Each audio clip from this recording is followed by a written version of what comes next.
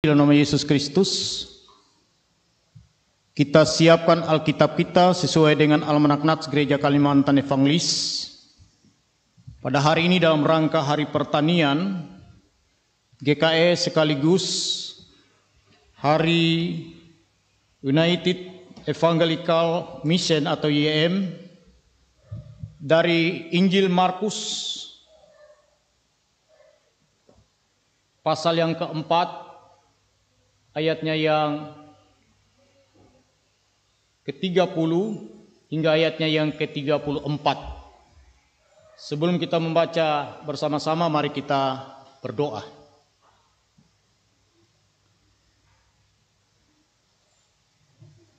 Pujian dan syukur ya Tuhan Allah, kami naikkan kehadirat-Mu yang kudus pada saat ini. Karena Engkau sungguh adalah Allah kami yang luar biasa, yang kasih-Mu tidak pernah berkesudahan dan tidak pernah terbatasi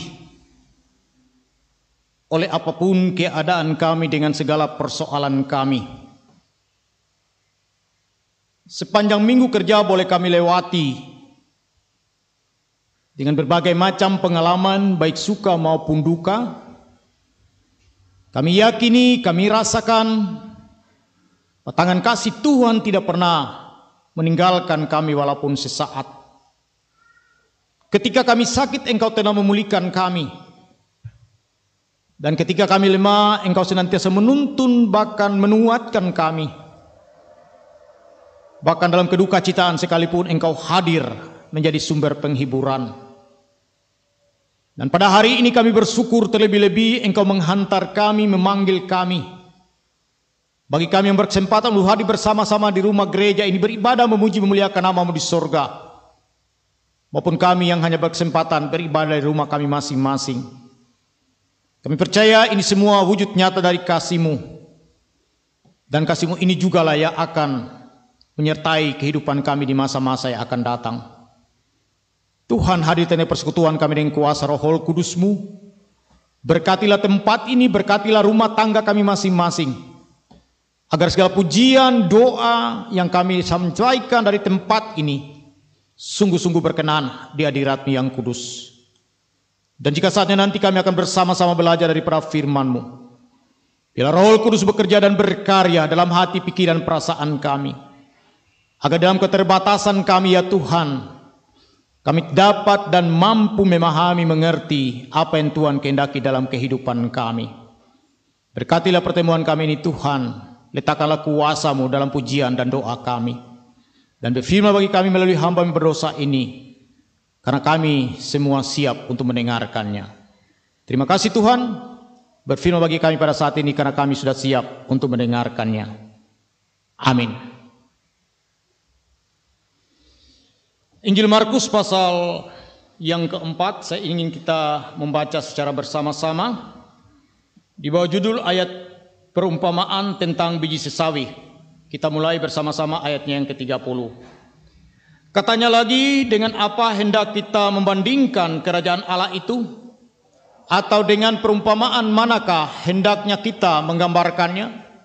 Hal kerajaan itu seumpama biji sesawi yang ditaburkan di tanah. Memang biji itu yang paling kecil daripada segala jenis benih yang ada di bumi. Tetapi apabila ia ditaburkan, ia tumbuh dan menjadi lebih besar daripada segala sayuran yang lain, dan mengeluarkan cabang-cabang yang besar, sehingga burung-burung di udara dapat bersarang dalam naungannya.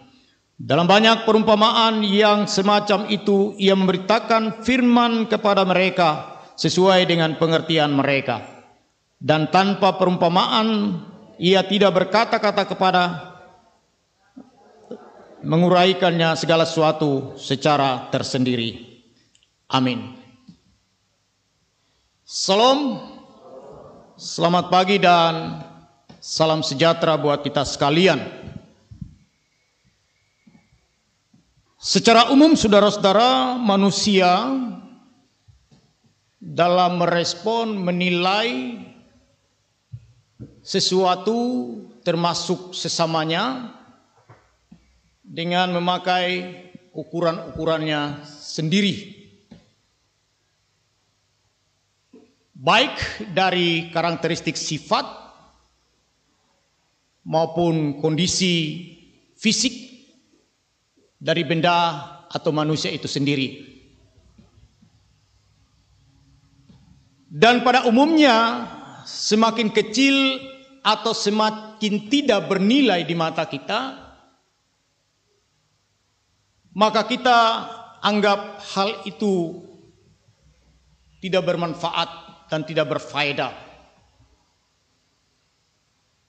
Dan konsekuensinya itu kita singkirkan, tidak menjadi konsen kita atau prioritas kita. Tetapi sebaliknya, kalau dalam kacamata kita, dalam ukuran kita menarik atau ukuran fisiknya besar, maka kita akan memperlakukan barang itu atau sesuatu itu secara istimewa.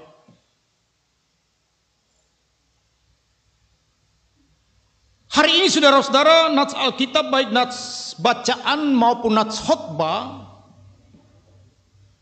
berbicara tentang hal seperti yang saya gambarkan tadi. Dalam 1 Samuel tentang pengurapan Daud menjadi raja Israel, terjadi proses pemilihan penetapan Allah di luar perkiraan dan pemikiran Samuel sebagai seorang nabi.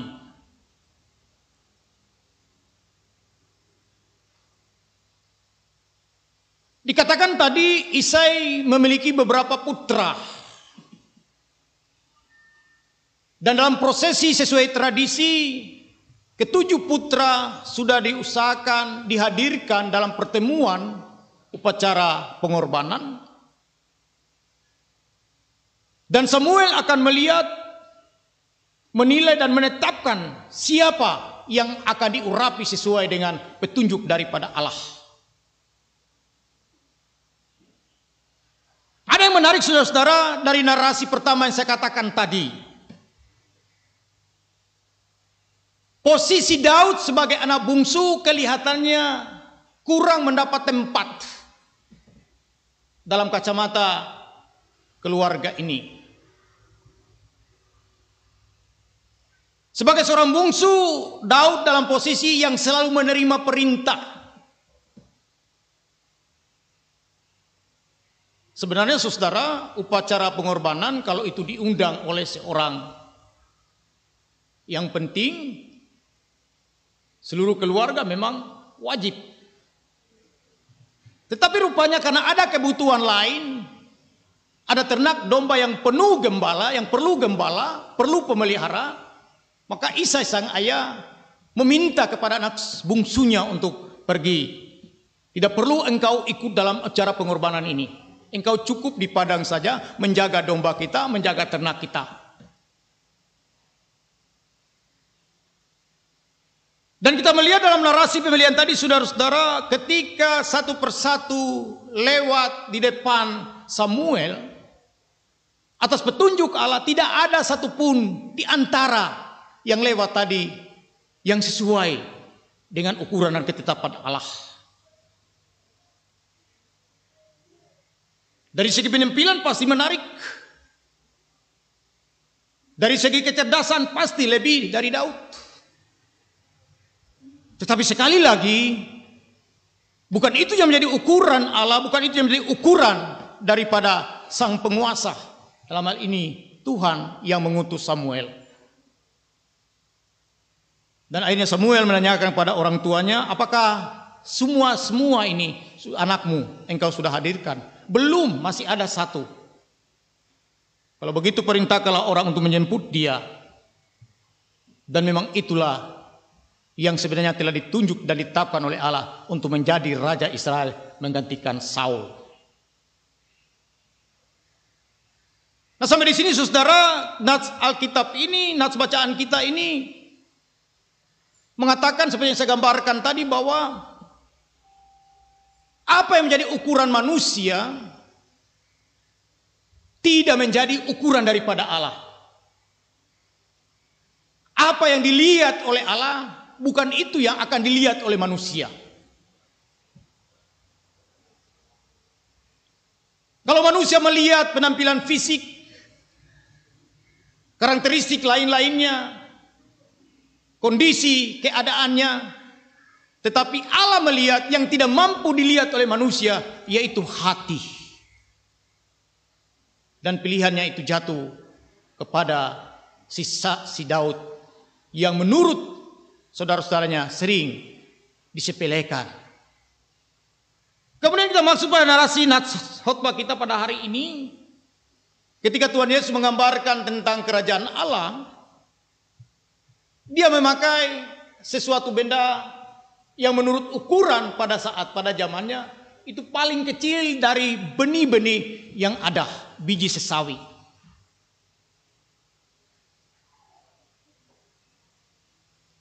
Narasi diungkapkan dalam nats khotbah kita bahwa biji sawi itu ditaburkan, dia tumbuh melebihi tanaman yang lain. Sampai di sini saudara, pada awal-awal saya masih SD, SMP, bahkan SMA, kalau sudah mendengar biji sawi di khotbah oleh pendeta, yang bayangan saya itu biji sawi seperti sayur yang menjadi bahan baku kita buat menu capcay dan lain sebagainya. Tetapi ternyata dari beberapa gambar yang ditampilkan berbeda. Dan kami juga sudah melihat secara langsung bagaimana bentuknya. Biji itu memang kecil. Ibaratnya seperti biji debu pasir. Tetapi dari narasi perumpamaan Tuhan Yesus tadi, dari biji yang kecil tadi, yang menurut ukuran dunia tidak mampu menjadi sebuah pohon tanaman yang tangguh, yang kokoh, yang di dalamnya burung-burung bisa bernaung.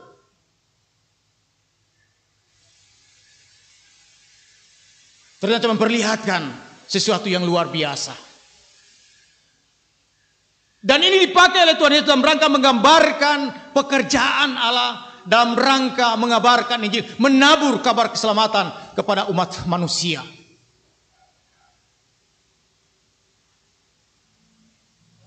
Dan hari ini kita merayakan hari pertanian GKE yang notabene kental dengan istilah-istilah benih yang ditabur dalam masyarakat pertanian.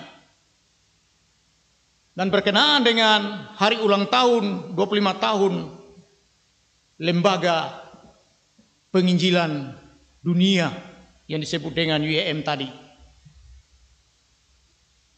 Lembaga ini saudara merupakan persekutuan gereja-gereja yang basic pekabaran Injilnya sama seperti GKE dari Basen Misen.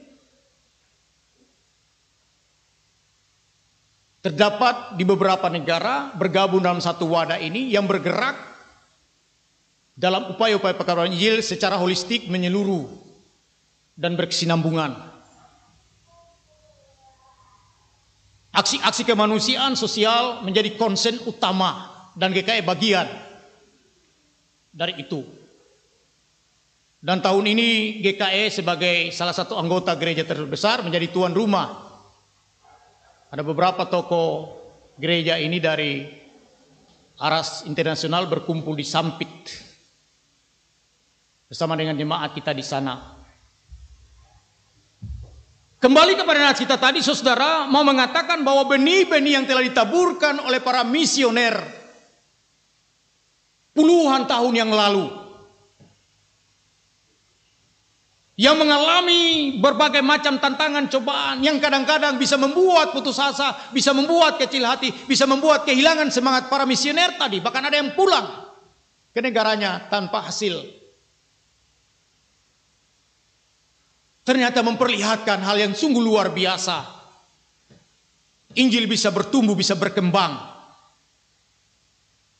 dan menjadi sebuah kekuatan yang sangat luar biasa di muka bumi ini. Dan ini mau mengingatkan kepada kita sekalian, Bapak Ibu Saudara, dalam tugas-tugas pekabaran ini sebagai bagian dari panggilan gereja. Jangan kita terpaku dan terkurung kepada pandangan-pandangan negatif kita tentang melihat diri kita yang kecil ini, yang tidak bernilai ini. Gereja lembaga yang tidak bernilai itu tadi Tapi harus kita lihat bagaimana siapa yang mengerjakan, siapa yang menaburkan, siapa yang memberikan pertumbuhan dari taburan benih-benih kebenaran yang telah disampaikan tadi.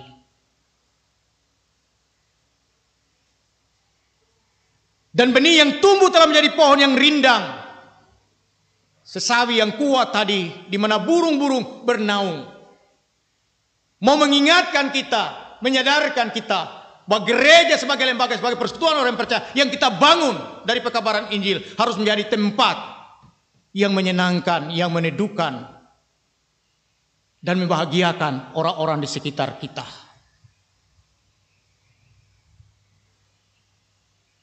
Gereja yang lain dari hasil pekabaran Injil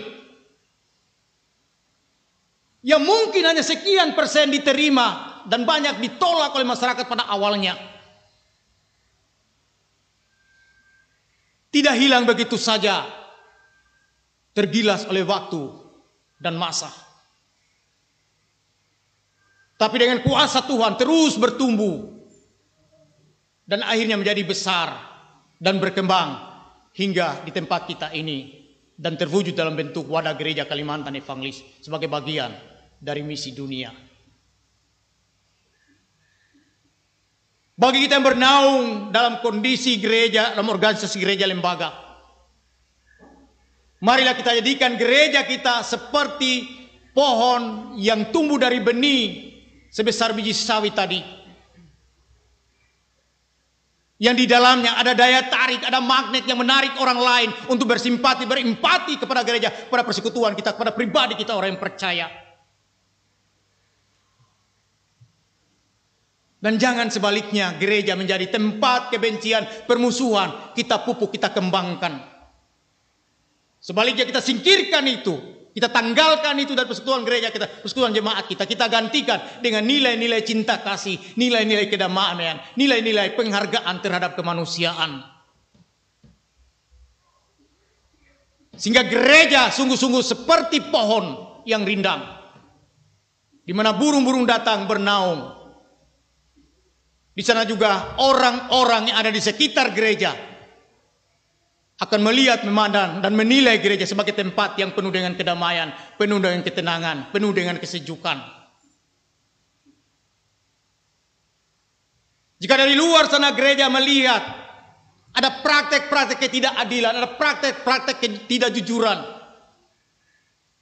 ada kebencian yang dipupuk dan dibiarkan terus berkembang antara relasi antar manusia, maka gereja tidak akan menjadi tempat yang nyaman, tempat yang tenang, tempat yang teduh. Ketika gereja kita biarkan menjadi tempat di mana orang-orangnya mementingkan dirinya sendiri, kelompoknya dan kaumnya, tanpa peduli dengan orang lain,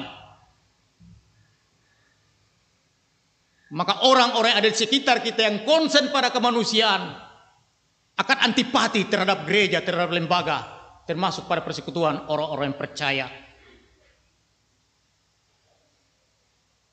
Benih yang tumbuh dari pekabaran Injil dan telah menjadi melembaga di beberapa tempat wilayah di seluruh alam semesta ini dalam bentuk gereja. Ibarat pohon tadi, sekali lagi biarlah menjadi tempat yang tenang, yang damai, yang penuh dengan sukacita. Dan biarlah dalam gereja lembaga kita dan persekutuan kita, mulai dari pribadi, dari rumah tangga kita dan berjemaat, sungguh-sungguh menjadi tempat yang menyenangkan, tempat yang meneduhkan, tempat yang membahagiakan ketika orang lain datang di dalam kehidupan kita.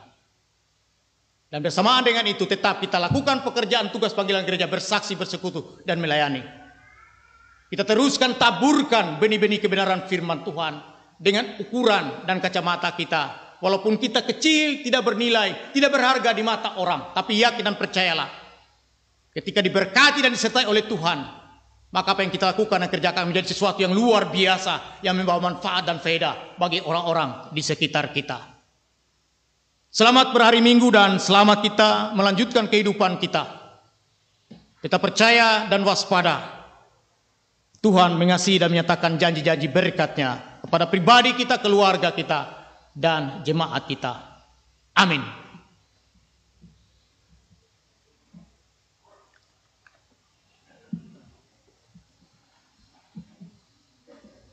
Mari kita naikkan doa syafaat kita.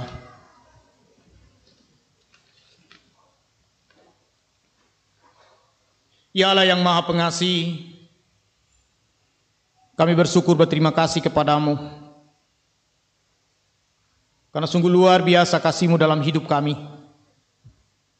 Kami percaya Engkau hadir melawat kami dalam persekutuan ibadah ini, sehingga pujian kami tidak akan sia-sia, doa kami tidak akan sia-sia, tetap mendatangkan berkat bagi alam semesta, bagi kami keluarga jemaat. Terima kasih Tuhan atas kuasa firman yang telah kami dengarkan. Biar kami diingatkan bahwa gereja jemaat yang tumbuh dari hasil pekabaran Injil, walaupun dari keterbatasan, dari segala kekurangan, ketidaklayakan kami manusia, tapi ketika benih firman Tuhan telah ditaburkan, walaupun kecil, walaupun sedikit, akan bertumbuh, berkembang dalam kuasa Tuhan, menjadi sesuatu yang luar biasa. Kami diingatkan sebagai gereja hasil dari pekabaran Injil, harus menjadi gereja yang teduh, yang tenang, yang damai. Sehingga ketika orang datang ke gereja, gereja menjadi tempat yang memberikan kelegaan. Terima kasih Tuhan atas kuasa firman mengingatkan kami untuk semua itu. Dan pada kesempatan ini kami bersyafaat bagi seluruh kehidupan sidang jemaat kami yang hadir pada saat ini berada bersama-sama di rumah gereja ini maupun di rumah kami masing-masing. Tidak ada yang tersembunyi di hadapan-Mu ya Tuhan. Engkau tahu keadaan kami, kondisi sosial, ekonomi, rumah tangga kami. Tuhan tolong kami. Tuhan berkati kami melalui usaha pekerjaan kami masing-masing. Jika saat ini kami sedang sakit, Tuhan pulihkan, Tuhan jamah. Jika saat ini kami sedang berduka cita, Tuhan hiburkan dengan penghiburan yang sejati. Bahkan jika saat ini ya Tuhan, kami bergumul dengan segala persoalan ekonomi kami, kekhawatiran, ketakutan ke masa depan anak-anak kami, pendidikan kami, Tuhan tolong kami, bimbing kami, berikan roh hikmat, agar kami boleh mencari jalan keluar yang terbaik dalam mengatasi setiap persoalan hidup kami. Bapa Surgawi yang berada di surga, kami serahkan sidang jemaat kami, para orang tua lanjut usia, kaum janda, kaum duda, anak yatim piatu, orang-orang yang terpinggirkan, orang-orang yang terpenjara oleh karena sistem maupun oleh karena kesalahannya sendiri. Tuhan dampingi mereka senantiasa, berkati mereka. Sebagaimana Tuhan memberkati kami semua, kiranya kami juga, mereka juga boleh menerima berkat-berkat Tuhan. Bapa Surgawi yang berada di surga, kami serahkan kehidupan berjemaat, bergereja, gereja Kalimantan Evangel secara keseluruhan. Kiranya Tuhan memberkati kami semua, agar baik sebagai warga jemaat, penatua, diakon, guru agama, tenaga pekabaran Injil, tingkat jemaat, tingkat resort sampai tingkat sinode, sungguh-sungguh mengedepankan tugas-tugas panggilan gereja, bersaksi, bersekutu, dan melayani sesuai dengan talenta kami masing-masing. Sebagai bagian dari masyarakat Indonesia ya Tuhan, kami menyerahkan segala upaya usaha yang dilakukan oleh pemerintah bersama-sama masyarakat dalam rangka memutus rantai virus corona, dan dalam suasana kami hidup dalam suasana new normal. Yang Tuhan berkati segala pihak yang terlibat langsung dalam perang melawan corona ini. Berkati mereka semua dan kami semua, serta kami masyarakat, berikan kesadaran yang tinggi agar kami tetap menerapkan protokol kesehatan sehingga membantu upaya pemerintah untuk memutus rantai virus corona ini. Dan membukalah kami sebagai warga jemaat untuk menahan diri dari aktivitas yang tidak bermanfaat, yang tidak berguna, yang justru merugikan kami sebagai bagian dari masyarakat ini. Bapa Surgawi yang berada di surga, kami juga serahkan segala upaya-upaya masyarakat kami termasuk jemaat dalam rangka menjaga ketahanan pangan dalam rumah tangga kami masing-masing. Berkati segala upaya usaha yang kami lakukan, segala proses yang segala kami kerjakan.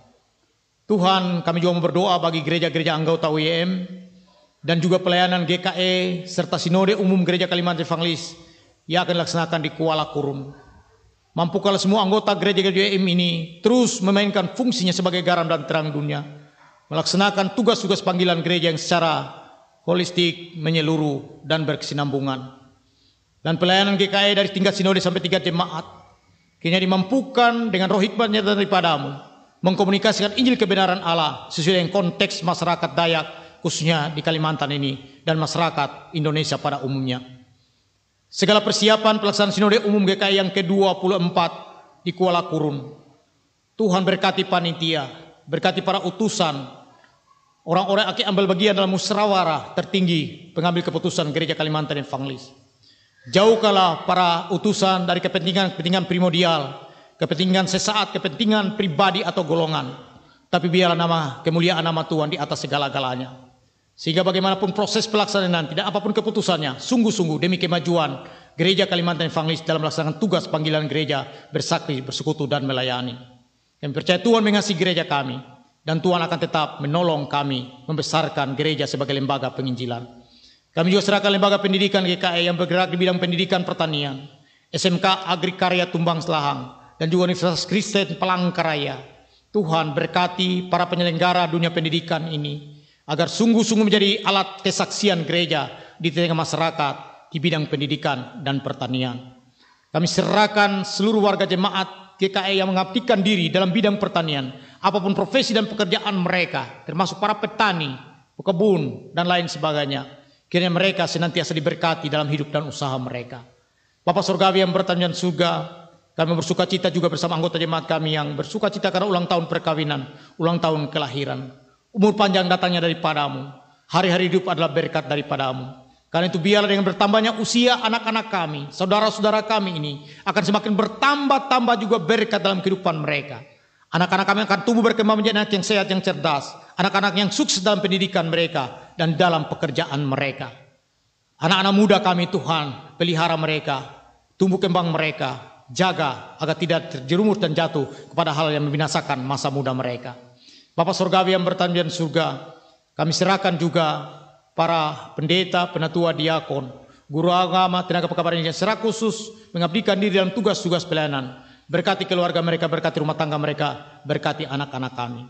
Dan sekali lagi ya Tuhan, kami serahkan kehidupan kami semua umat-Mu yang ada di rumah gereja ini, maupun yang ada di rumah kami masing-masing yang beribadah melalui layanan live streaming pada saat ini.